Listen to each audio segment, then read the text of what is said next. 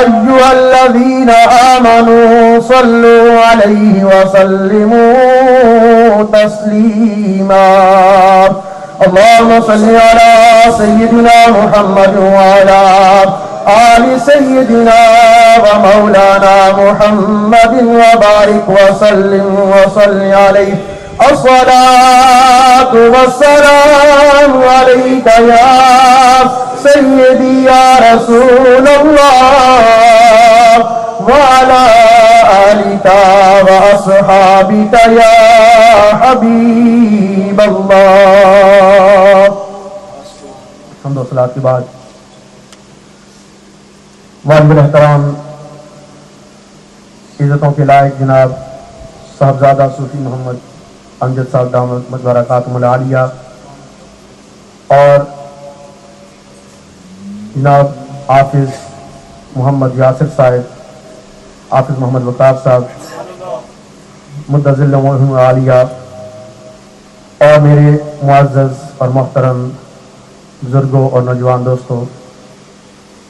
سب سے پہلے آپ سب کو ایک بار پھر مبارکباد ہو کہ آپ نے حفاظ کرام نے تراویح کی نماز میں اللہ تبارک و تعالیٰ کا پاک کلام اس کی تلاوت کی اور آپ نے اسے سماعت فرمایا. اللہ تعالیٰ ان کا پڑھنا آپ سب کا سننا اپنی بارگاہ میں قبول و منظور فرمائے. جیسا کہ مولانا محمد علی صاحب نے بھی یہ بیان کیا ہے کہ جب قرآن مجید کی تلاوت انسان کر کے اور اس کی تلاوت کو مکمل کرتا ہے تو دعا کے وقت 4000 فرشتے اس پہ دعا پہ آمین کہنے کے لیے نازل ہوتے ہیں. اور یہ ایک بڑا ہی خوبصورت، بڑی ہی برکتوں والا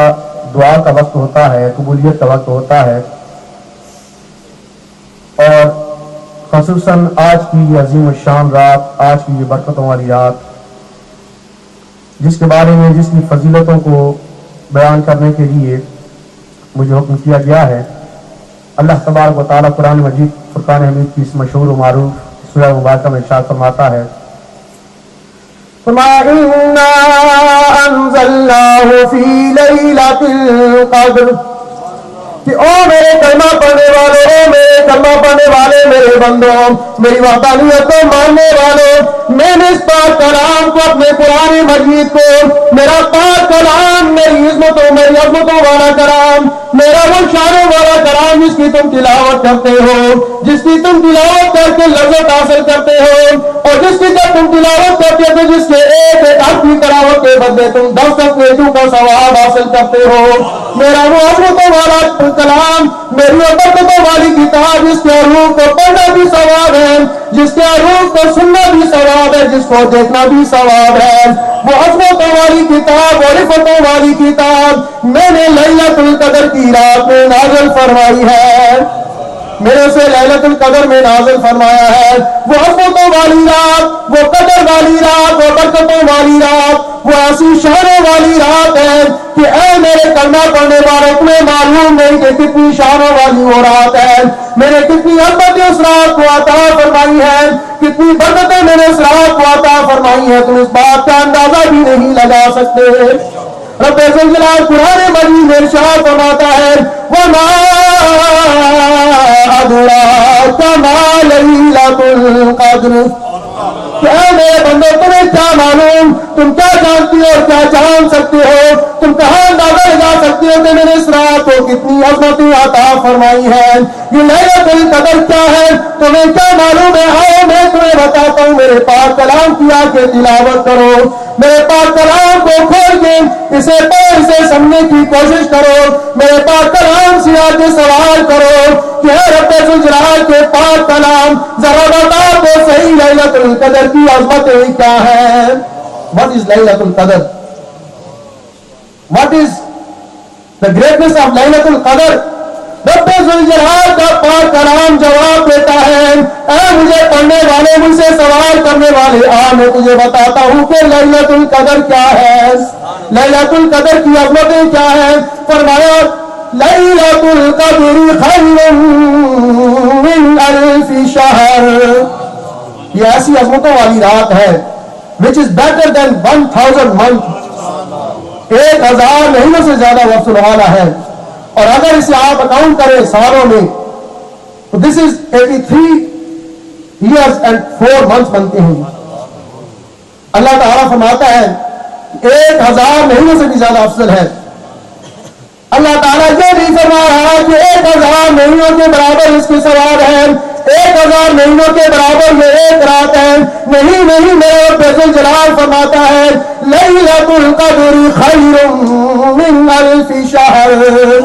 ऐ मेरे कलमा पढ़ने वालों, मेरे महबूब के उम्मतियों, लैलतुल क़द्र 1000 महीनों से भी ज्यादा अफसल वाला है। ये कितनी अफसल है, ये कितनी आला है, ये कितनी ऊंची है, इसका भी तुम अंदाजा नहीं लगा सकते कि ये कितनी बेहतर है। मेरे अल्लाह के कलाम का मतलब ये है कि ऐ मेरे उम्मत के, ऐ मेरे महबूब के उम्मत के नौजवानों, अगर कोई शख्स इस रात में आके अल्लाह की इबादत करता है, अल्लाह के हजूरा के 2 रकात नमाज नफल अदा करता है, अल्लाह के हजूरा के अल्लाह के पाक कलाम की तिलावत करता है, अल्लाह के घर में आकर, अल्लाह की बारगाह में आकर उसका जिक्र करता है, सजदे की हालत में करे या रुकू की हालत में करे या क़याम की हालत में करे, रब्बुल जलाल फरमाता है तुम जब आके इस रात में मेरी इबादत करोगे तो 1000 महीनों से ज्यादा इबादत का तुम्हें सवाब अता करूंगा।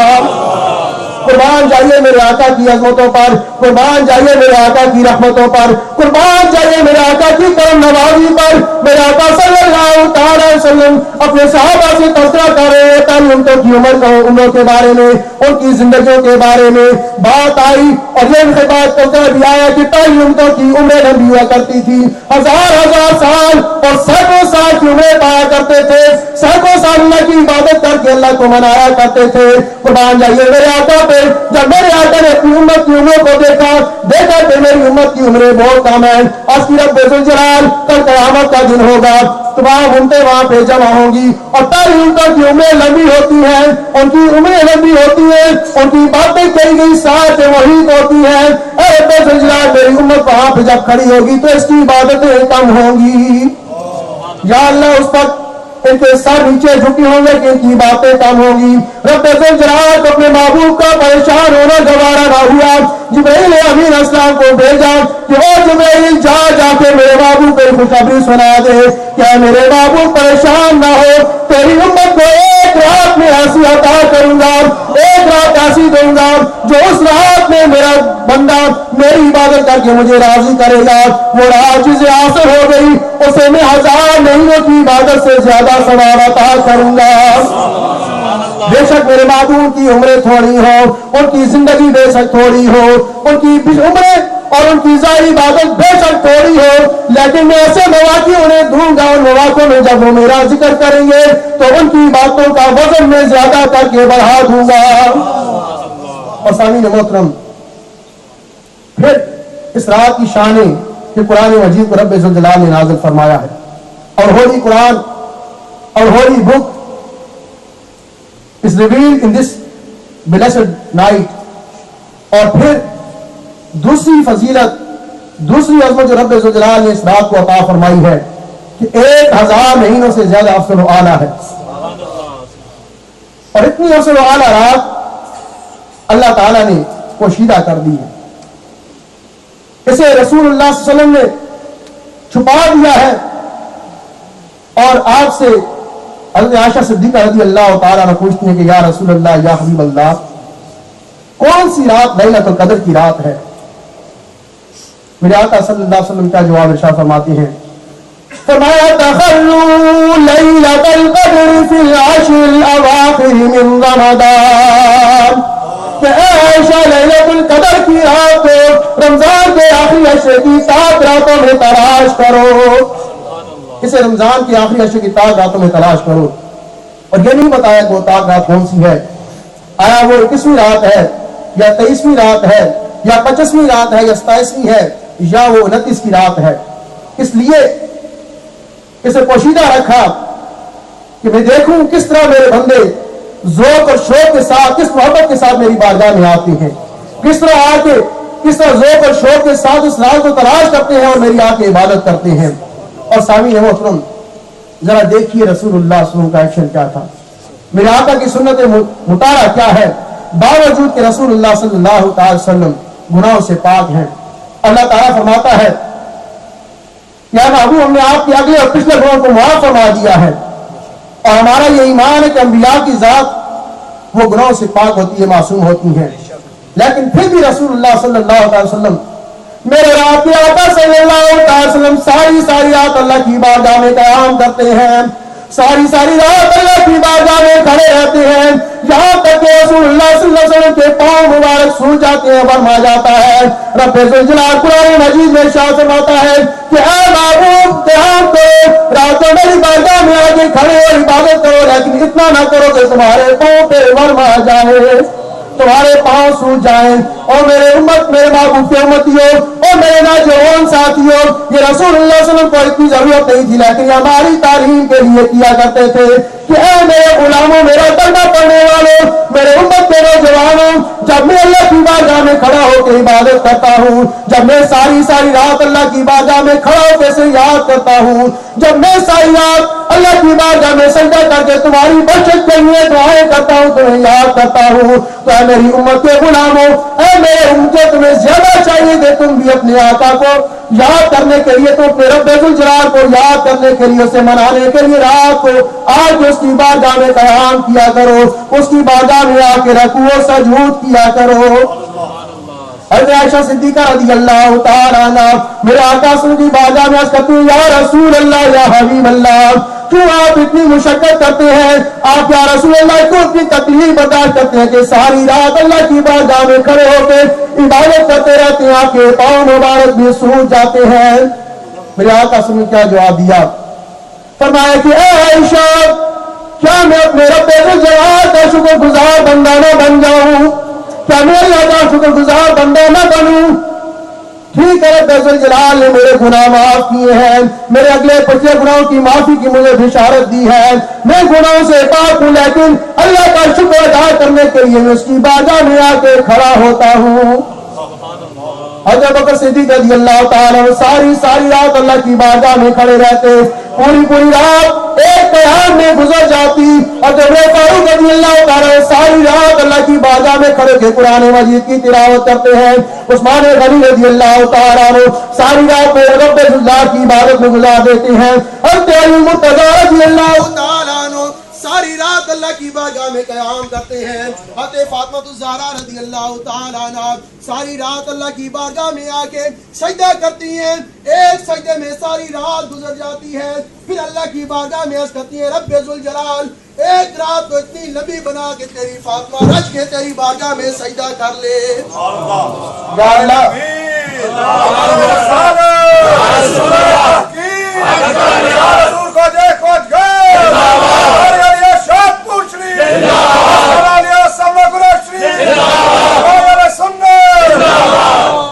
اور رب ذوالجلال ایک رات کو اتنی لمبی بنا کے تیری فاطمہ تیری بندی رکھ کے تیری بارگاہ میں سجدہ کر سکے، لیکن سامعین محترم آج ہم جب اپنے گریبانوں میں جانتے ہیں، اپنے عمل کو دیکھتے ہیں،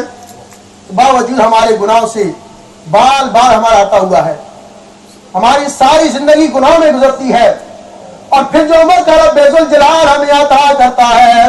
جو ایسے خوبصورت موقع پر پروردگار ہمیں عطا کرتا ہے، ایسی عظمتوں والی راتیں اللہ تعالیٰ ہمیں عطا کرتا ہے، پھر یہ راتیں بھی ہماری غفلت میں گزرنے لگتی ہیں۔ کیا وجہ ہے؟ ہمیں کیوں ہوش نہیں آتا؟ ہم کیوں اللہ رب ذوالجلال کو راضی کرنے کی کوشش نہیں کرتے؟ ہم کیوں نہیں پروردگار کی بارگاہ میں آ کے اپنا سر جھکاتے؟ ارے وہ رب ذوالجلال کی ذات اتنی کریم ہے، وہ اتنا کرم کرنے والی ذات ہے کہ دنیا کا یہ اصول، اگر کوئی گناہگار گناہ کرتا ہے، اگر کوئی مجرم جرم کرتا ہے، وہاں کی جب اسے پکڑ لیا جاتا ہے، جب اس کی جرم کی سزا اسے دی جانے لگتی ہے، وہ اپنے جرم کو قبول کر کے جب معافی مانگ لیتا ہے، توبہ کر لیتا ہے، دنیا کا یہ اصول ہے جب اسے معاف بھی کر دیا جائے لیکن اس کے گناہوں کا رجسٹر، اس کا ریکارڈ ختم نہیں کیا جاتا،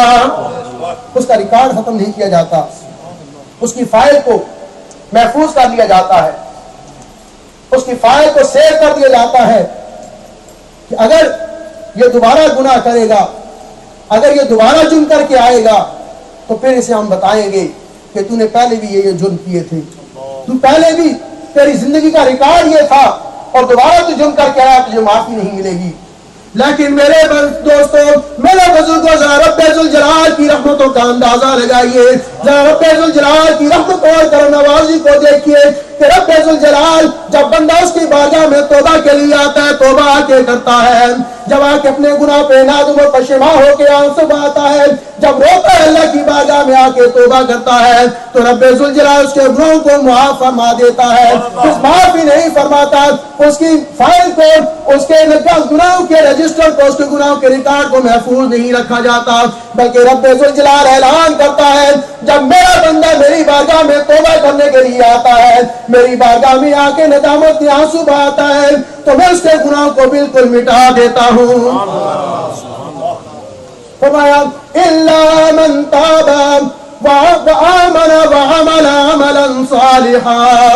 جب میرا کوئی بندہ توبہ کرتا ہے، ایمان کی حالت میں ایمان لاتا ہے، توبہ کرتا ہے، میری رحمتوں پر، میری کرم نوازی پر یقین کرتا ہے، پھر وہ نیک عمل کرتا ہے، تو رب ذوالجلال فرماتا ہے اولئک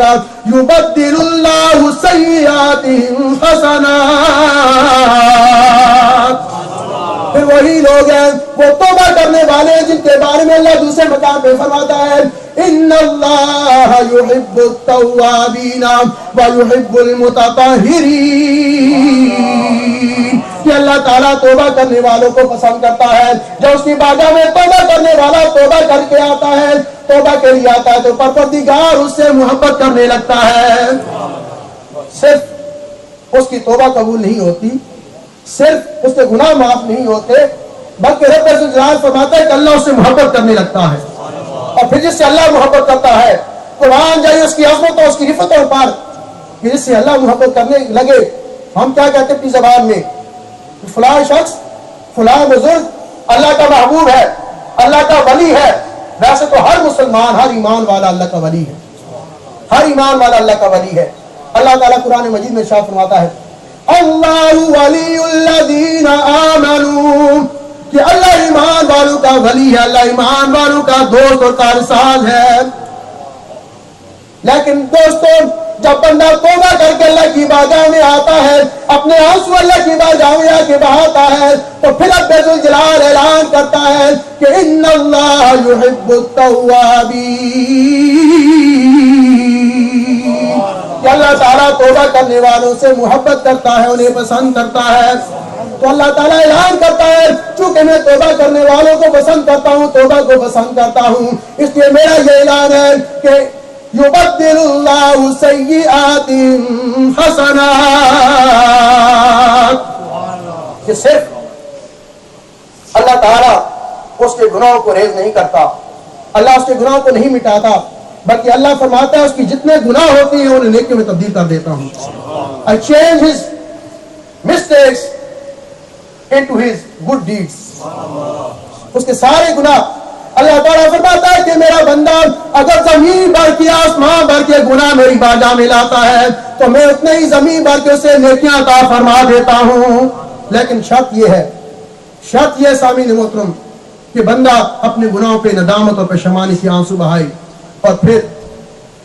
اس رات کو رب ذوالجلال کی بارگاہ میں توبہ کی ایک خاص نسبت ہے اس رات سے۔ حضرت عائشہ صدیقہ رضی اللہ تعالی عنہ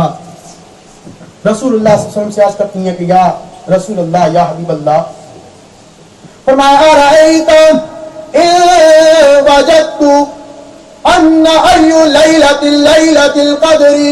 یا رسول اللہ، یا حبیب اللہ، اگر مجھے پتہ چل جائے کہ میں جان لوں کہ کون سی رات لیلۃ القدر کی رات ہے، یا رسول اللہ اگر لیلۃ القدر کی رات میں پالوں، تو یا رسول اللہ، یا حبیب اللہ، آپ کیا مشورہ دیتے ہیں، آپ کا کیا فرمان ہے کہ مجھے کیا کرنا چاہیے؟ یا اللہ مجھے لیلۃ القدر، یا رسول اللہ مجھے لیلۃ القدر مل جائے تو مجھے کیا کرنا چاہیے؟ میرے آپ کے آقا اگر محمد رسول اللہ صلی اللہ علیہ وسلم ارشاد فرماتے ہیں قولی اللہم انکا عفو وتحب العفو فاعف عنی، میرے آقا نے فرمایا کہ اے عائشہ، جب تمہیں یہ رات مل جائے، اگر پروردگار عالم تجھے لیلۃ القدر عطا فرما دے، پھر اس رات اللہ تعالیٰ سے دعا کرنا، اللہ تعالیٰ سے دعا کرنا اللہم انکا عفو، او اللہ یو لو forgiveness، اے اللہ تو معاف کرنے کو پسند کرتا ہے، اے اللہ تو معاف کرنے والا ہے، تو معاف کرنے کو پسند کرتا ہے. فاعف عنی forgive me. او اللہ forgive me. اے اللہ میرے گناہوں کو معاف فرما، اے اللہ میری غلطیوں کو کوتاہیوں کو معاف فرما. یہ دعا لیلۃ القدر میں کرنا. اور سامعین محترم، پھر اس رات کو اللہ تعالیٰ کے فرشتے نازل ہوتے ہیں. اس رات کو اللہ کے فرشتے حضرت جبرائیل امین السلام کی معیت میں نازل ہوتے ہیں. اور یہ بھی ایک موضوع ہے کہ وہ کیوں نازل ہوتے ہیں، وہ کس لیے نازل ہوتے ہیں. رب الجلال نے کیوں حکم دیتا ہے کہ جاؤ زمین پہ جا کے میرے بندوں کا عالم دیکھو کہ کس طرح میرے بندے گڑ کر میری بارگاہ میں توبہ کر رہے ہیں، کس طرح میرے بندے اپنے گناہوں پہ نادم اور پشیمانیوں کے آنسو بہا رہے ہیں، کس طرح میرے بندے ذکر کی حالت میں مجھے یاد کر رہے ہیں، کس طرح قیام کی حالت میں مجھے یاد کر رہے ہیں، کس طرح رکوع و سجود کی حالت میں میرے بندے مجھے یاد کر رہے ہیں. میرے آپ کے آقا حضرت محمد الرسول اللہ صلی اللہ علیہ وسلم ارشاد فرماتے ہیں، رسول اللہ صلی اللہ علیہ وسلم ارشاد فرمایا، من قام فی هذه الليلة ایمانا و احتسابا غفر له ما تقدم من ذنبه. کہ جو بھی شخص لیلۃ القدر میں ایمان اور احتساب کے ساتھ، ایمان کی حالت میں اور ثواب کی نیت سے اخلاص کے ساتھ قیام کرتا ہے، میرے آقا فرماتے ہیں رب ذوالجلال اس کے سارے پچھلے گناہوں کو معاف فرما دیتا ہے. اور جب بھی بات کی جاتی ہے کہ گناہ معاف ہو جاتے ہیں کسی نیک عمل کے ذریعے سے، اس سے مراد جو چھوٹے گناہ ہیں وہ ہوتے ہیں، بڑے گناہ صرف توبہ سے معاف ہوتے ہیں. اور توبہ کا بھی رب اللہ کے محبوب صلی اللہ علیہ وسلم نے درس دیا ہے کہ توبہ اس رات کو کی جائے، اللہ سے معافی مانگی جائے. اور سامعین محترم، پھر اللہ تبارک و تعالیٰ فرماتا ہے سلام یا حتی مطلع الفجر، کہ صبح طلوع ہونے تک یہ رات سلامتی والی ہے. اللہ کی بارگاہ سے سلامتیاں نازل ہوتی ہیں، جو فرشتے نازل ہوتے ہیں وہ فرشتے آ کے ان بندوں کے لیے جو قیام کرتے ہیں، جو رکوع کی حالت میں اللہ کو یاد کرتے ہیں، جو اللہ کے پاک کلام کی تلاوت کرتے ہیں، اس کا ذکر کرتے ہیں، فرشتے ان کی بخشش کے لیے، ان کی مغفرت کے لیے، ان کی ترقی درجات کے لیے اللہ کی بارگاہ میں دعا کرتے ہیں. اور حدیث مبارکہ میں آتا ہے کہ باہا بہم ملائکتہ، کہ اللہ تبارک و تعالیٰ فرشتوں کے سامنے اپنے بندوں پہ فخر کرتا ہے کہ فرشتوں تم نے اعتراض کیا تھا، تم نے اس وقت یہ اعتراض کیا تھا کہ انسان خون ریزیاں کرے گا، خون بہائے گا، فساد کرے گا زمین پر، اور یا اللہ تیری نافرمانی کرے گا.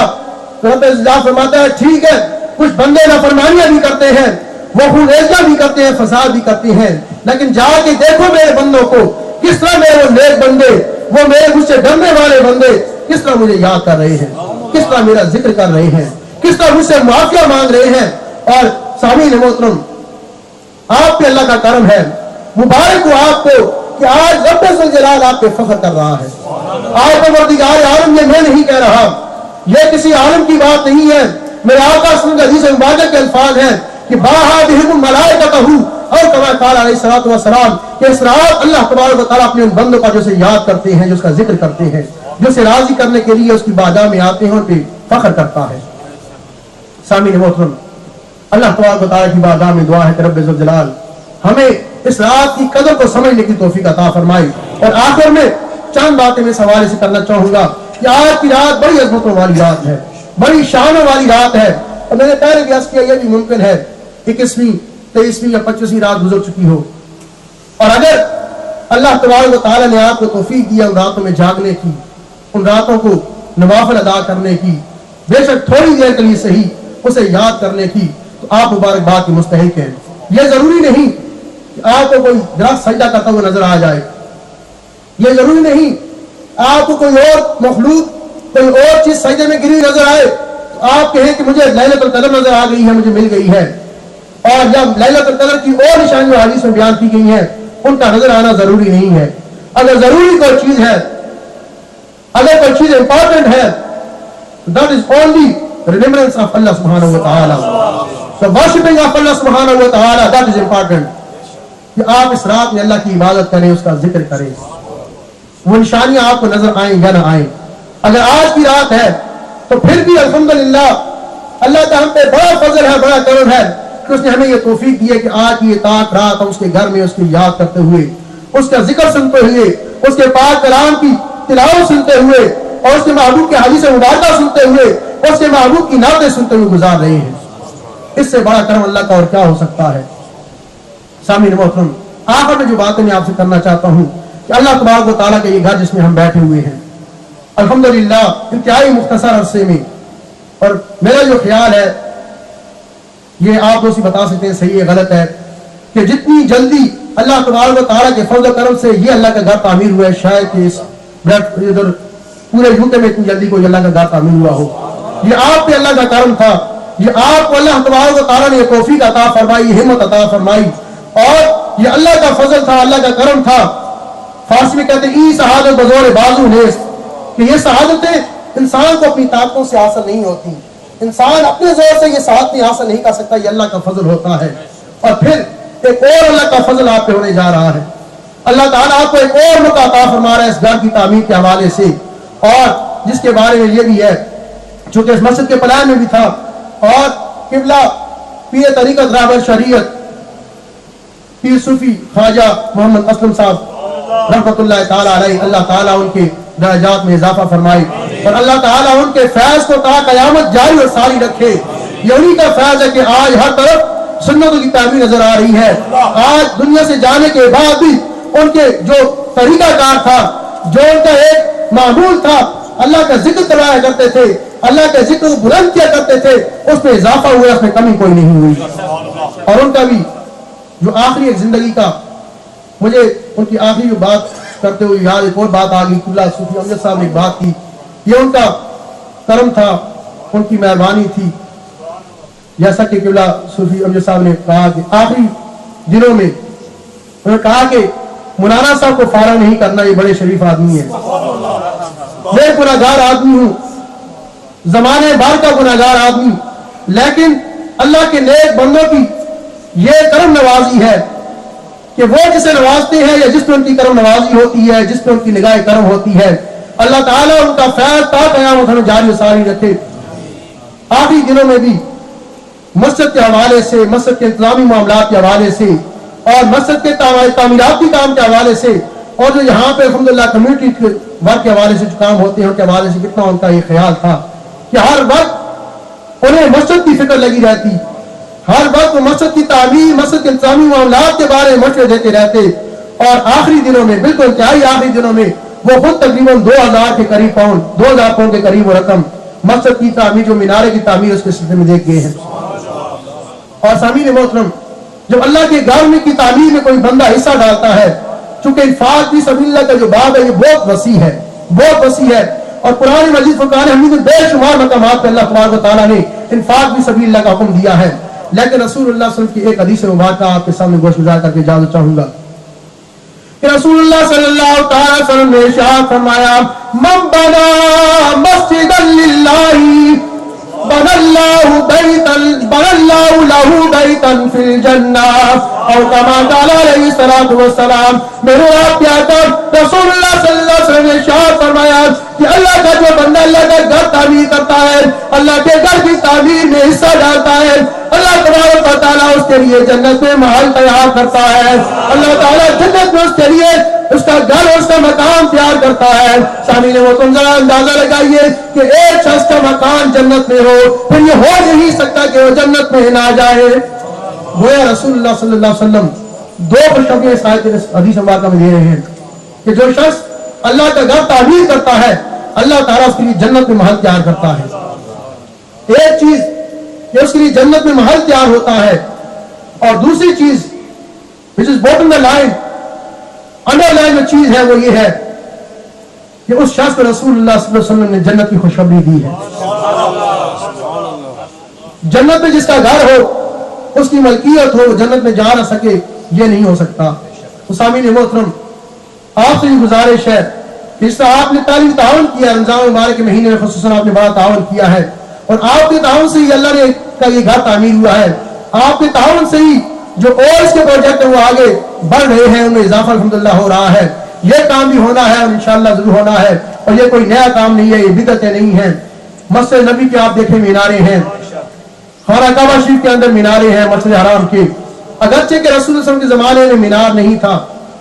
لیکن پھر بھی اس کے بعد تابعین کے زمانے میں، صحابہ کے زمانے میں ہمیں یہ مثالیں ملتی ہیں، اور اب بھی ہمارے سامنے مسجد نبی کے مینار اتنے خوبصورت، اور الحمدللہ جو میرا خیال ہے یہاں کے نقشے میں بھی وہی ڈیزائن ہے الحمدللہ۔ تو اللہ تعالیٰ آپ کو اس کام میں بڑھ چڑھ کر حصہ لینے کی توفیق عطا فرمائے، اور جو مسجد کی انتظامیہ جس طرح خوبصورتی کے ساتھ یہ سارے پروگرام چلا رہی ہے، جس طرح مسجد کا انتظام انسان تعلیمی حوالے سے یا اللہ کی عبادت کے حوالے سے، اس کے ذکر سے کے حوالے سے جاری و ساری ہے، اللہ تعالیٰ اس میں مزید انہیں برکتیں عطا فرمائے۔ اور اب جو قبلہ صوفی محمد اسلم صوفی محمد امجد صاحب کی دعوت برکات العالیہ کی سرپرستی میں یہ کاروان آگے جا رہا ہے، پروردگار عالم اس میں مزید اضافہ فرمائے۔ وما علینا الا البلاغ المبین۔